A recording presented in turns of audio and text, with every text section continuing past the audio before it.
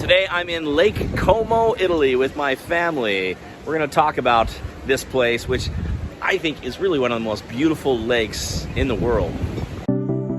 I am not the only one to think this is a beautiful lake. And that's the first thing you should know about Lake Como is people have been coming here all the way since Roman times. It has been a popular place for wealthy people. To this day, many celebrities have homes or villas on the lake itself, including George Clooney, Richard Branson, Lionel Messi. Even British royalty over the centuries have had places here on the lake.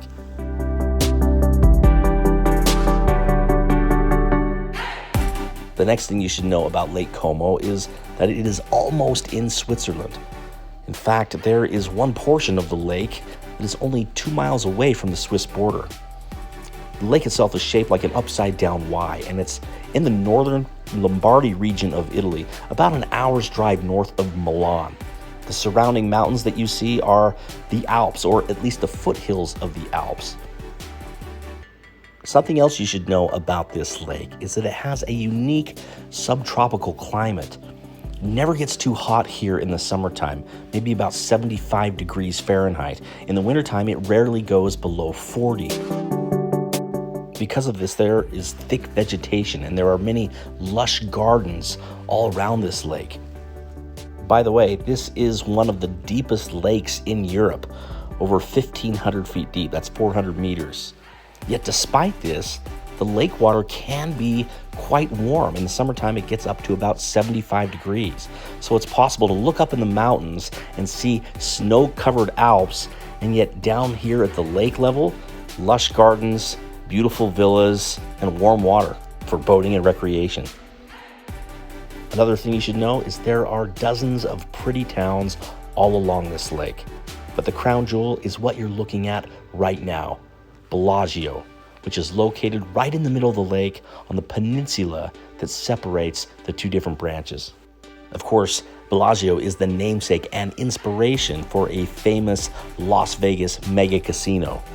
A well-known Las Vegas executive by the name of Steve Wynn had spent a year drawing up plans for a new property on the Las Vegas Strip. Then he came here on vacation in 1995 and loved this place so much that he threw away his old plans and created a Bellagio-themed resort. By the way, Bellagio, Italy, much like the Las Vegas Casino, is a posh little place. Lots of different shops, most of them a bit spendy. That said, I have found some cool things here, and there's a lot of little art shops as well. Go in, browse around. You probably don't need much more than a half a day here, but stay longer if you want. When it comes time to leave, just catch a ferry. That's the next thing you should know about Lake Como is there's fantastic ferry service on this lake, particularly between the two towns on the southern end, that's Como and Lecco, as well as the three towns in the middle part of the lake, that's Bellagio, Menaggio, and Verenna. Now you'll see my kids here doing a little dance party on the deck of this ferry. Turns out there's a lot of different types of ferries. They run both day and in the evening time. This automobile ferry was almost completely empty because it was late in the evening, so the kids had a little bit of fun, danced around.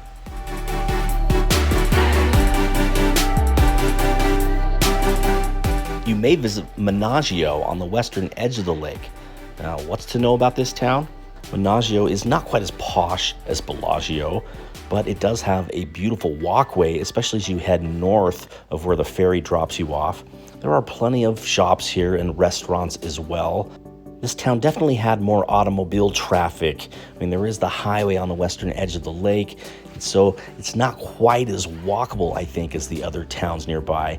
But still, nice place to visit, get yourself a lunch here, look around for a few hours, and maybe move on to the next place. One thing to know is you can rent your own boat on Lake Como. It'll cost you a minimum of 100 euros an hour, maybe a discounted a little bit if you rent for most of a day. I was trying to do that here. Unfortunately, they were a stickler on the wind conditions. But if you have the opportunity, they include gas, insurance.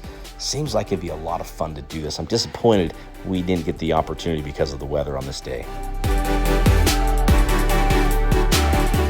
The last thing you should know about Lake Como And I'm interjecting a bit of my own opinion here, but you need to visit the town of Verenna.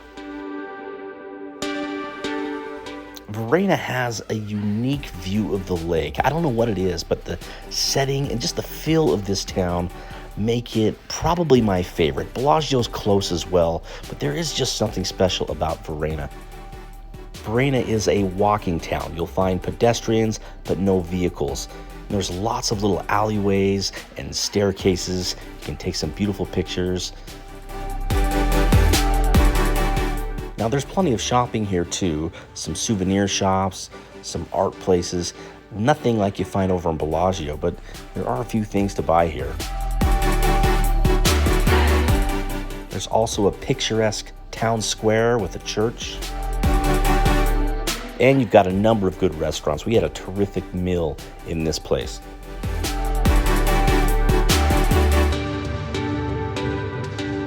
After dinner, make sure to grab a gelato. You are in Italy after all. There are plenty of places that sell gelato in town. And then grab your cone, head down to the waterfront. There's a pathway that you can follow. And there's just something about this town, the way the harbor is situated on the lake. I think you get a better view. The perspective you get of the lake and the surrounding mountains seems to be just a little bit better, maybe more beautiful than the other towns around the lake. The last thing I'll say about Lake Como in general is that I love this place. It may not be as popular with tourists or as accessible as Rome or Florence or even Cinque Terre, but this place is a gem. And if I were planning a 2 or 3 week trip to Italy with my family or even without, I would not miss Lake Como.